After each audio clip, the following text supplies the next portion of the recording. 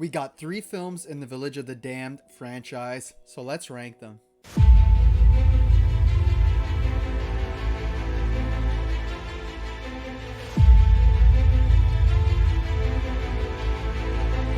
Hey guys, welcome back to the channel. Hope you're having a good one today. I'm the movie ranker, and today I'm going to be ranking all 3 Village of the Damned movies from worst to best. We got the original, we got the sequel, and we have the remake by John Carpenter in the 90s. This should be interesting. Most of these were first time watches for me, so I don't know if my ranking is going to line up with yours, but I'd love to see how you rank these movies down in the comment section. Let's not waste any more time, guys. Let's dive right in. So, kicking things off in last place, at number 3, I have Children of the Damned. Now, this isn't like a straight up sequel or anything. It actually feels more like a reimagining. I don't even think that the events from the first film actually happened in this universe. We get the same type of kids, but they're more sympathetic. They're kind of the good guys this time around. They're not out killing people and stuff like that on purpose. The only time they ever hurt people is when they're defending themselves, right? So yeah, they seem like the good guys, and the humans seem more like the evil here. You know, a lot of social commentary here about how humans fear what they don't understand, and they want to destroy what they fear, right? They fear these kids. They're right scared of them, and it's forcing them to attack them, right? Instead of trying to work things out and living amongst each other. And given that there's a lot less horror elements in here, it pretty much goes straight a sci-fi with, you know, a lot of social commentary in there. Unfortunately, the movie's not really eventful at all. It kind of drags and not a whole lot happens. These kids, they're all from all around the world. They meet up in London, I believe, and they get held up in this abandoned church. Pretty much the whole movie is just them in the church and the people, the army, and that surrounding them, trying to figure out what to do. And you're just dealing with the scientists and that theories on what these children are. And in this film, they come up with the idea that, oh, these children aren't aliens. They're just really advanced humans. They're the next step in evolution, which is kind of odd. I actually prefer the alien take on these characters. I actually find the effects not quite as good as the original film, like the eye glowing and stuff like that. The kids make this weird like sonar machine to attack the humans with sound, and they make it of like an old organ in the church. I thought that was kind of ridiculous. I know these kids are smart, but it was just like a little too dumb for me. And they didn't even bother making the kids' hair all white. These just look like regular kids, you know. One's from like India and one's from China. And yeah, you wouldn't be able to tell them the difference between regular kids or these kids, unlike the original. And I have to say, I was surprised at the ending though, the final act. It goes pretty dark, very bleak. It really reminded me of Escape from the Planet of the Apes. It just reminded me of that film, not just because of its bleak ending, but all the social commentary and just kind of how there's not a whole lot going on in this film. It's an okay movie. It's not terrible by any means. It just feels really underwhelming compared to the original. Up next at number 2, I got Village of the Damned from 1995, the John Carpenter remake. Right off the bat, this is not on the same level as John Carpenter's classics like The Thing and Halloween. Nowhere near there. But I really did used to enjoy this one. I rented it all the time as a kid, so I have a lot of nostalgia for it. Rewatching it now after seeing the original, it's not quite as good as I remember. It's basically a more modernized version of the original, repeats the same main beats, but the side plots and the journey getting there is quite different. Especially the kills. They definitely up the gore and that on the kills. It's not crazy. The type of kills in here is not something that makes you look away, but they are much more intense than before. I do like that the David kid, he doesn't have a partner, because in this version all the kids are like paired up, and one of the babies did not survive the birth. It ended up being a stillborn, and that was supposed to be David's partner. And this causes David to be a little bit different than the rest of the kids. He's kind of like the good one. He still has emotions in that. He feels sad for people and whatnot, where these other kids are just evil as hell. And this time we have a little girl named Mara, I believe her name is. She is the head over the little kid cult this time around instead of David. And yeah, she's pretty evil.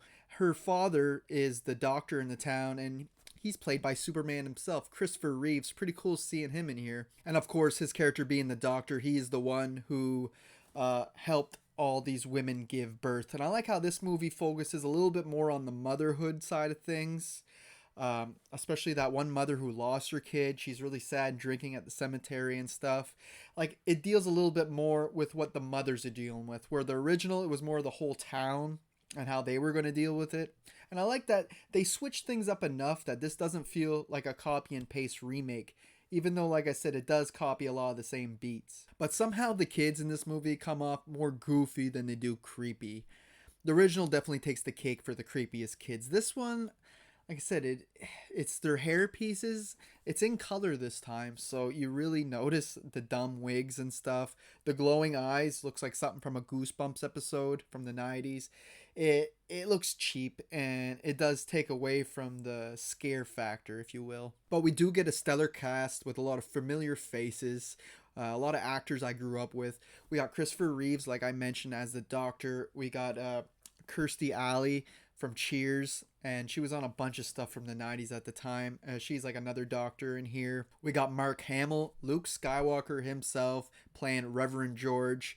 And yeah, it's just cool to see all these actors that I'm familiar with. See, with the originals and the sequel, they're from the 60s, and I'm not really big on a lot of those actors. I just don't know a lot of them, right? I'm not really familiar with them, so it is comforting to see all these people I know. And I love how they switch up the final act just a little bit, how the army and the cops show up at this abandoned barn to kill all these kids, and the kids get them all to shoot each other, like the cops to kill the army guys and the soldiers and that. I thought that was a whole lot of fun. I wish the movie would have dove deeper into that and had a more action-packed movie with the kids making all these head people kill each other.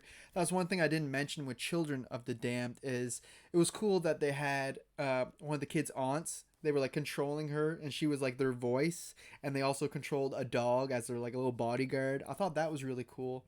And yeah, all those aspects I just wish there was more of. So even though this story is a little less focused than the original, the more gruesome kills and the familiar cast makes this good enough for me to want to rewatch it every once in a while. But for me, coming in the first place is the original Village of the Damned from 1960. This was a first time watch for me, and it instantly became a classic in my eyes. Great sci-fi horror blend for back then. Really cool concept, you know, with this town feigning, and they really build on the mystery of that. The army shows up, everybody's trying to figure out what happened to this town. Was it toxins or a virus or maybe an alien abduction? And they never really pinpoint what it is, and I like that they keep it ambiguous, but I like to think that these are alien kids that are born, right? And so many women in this town wake up pregnant and give birth to these really evil kids. And like I said in the other with the other movies, this version has the most evil kids. David as their leader, just the stares they give and whatnot.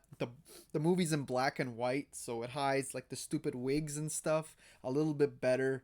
And I just think the movie works a lot better in black and white. The story moves at a great pace. It just flies by. It's under 80 minutes long, so it doesn't take long to watch this. You never feel like it's dragging on or whatnot. They really get to the point and get out of there.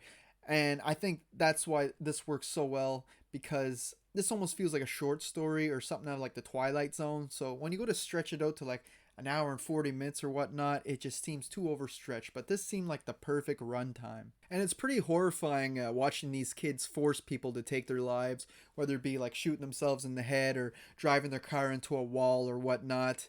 You're just like, these kids are capable of a lot, and they read your mind too. So if you go to take them out, they will be there before you. They'll do it to you first. And yeah, it just makes for a great discussion, great like a thought-provoking movie, you know. You like they mentioned, they took out other versions of these kids because they found out there's some in Russia, there's some in like the Arctic and whatnot. And when they were born in the Arctic with white hair, they killed them off right away because they knew something was off. Then they mentioned another town. They had to destroy everybody, not just the kids, because the kids would have figured it out if the army went and just killed them, right?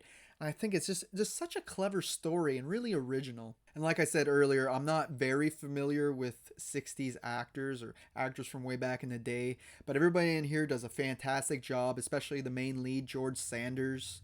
And he has a great little final act. He comes up with a plan on his own to take out these kids, a selfless act because he ends up taking his own life as well, going in with a bomb, but making sure the kids could not read his mind by focusing on a brick wall the whole time. And I just thought that is such clever writing right there. And then I realized last second that the bomb is there, but it's too late and it blows them all up along with our main lead, unfortunately. And while some might find this a bit outdated, I personally did not. I was completely engaged with its compelling and original story, and it easily comes in the first place in this ranking. So there you have it, guys. There's my ranking of all 3 Village of the Damned movies. I hope you enjoyed it. Like I said, drop your ranking down in the comment section of this video. Let me know if you've seen them. Maybe you haven't even watched these movies or only watched the Carpenter remake. I'm honestly really surprised that we didn't get any more films in this franchise. It's such a juicy concept, you know, and with horror franchises, they really like to run them into the ground. So, but that didn't really happen with this one. We only got 3 films, one of them being a remake. So that's kind of nice, but I do want to see more of this world, you know. Like I said, if you want to follow me on Letterboxd or Instagram, links to those are in the description of this video. And until next time, guys, thanks for watching.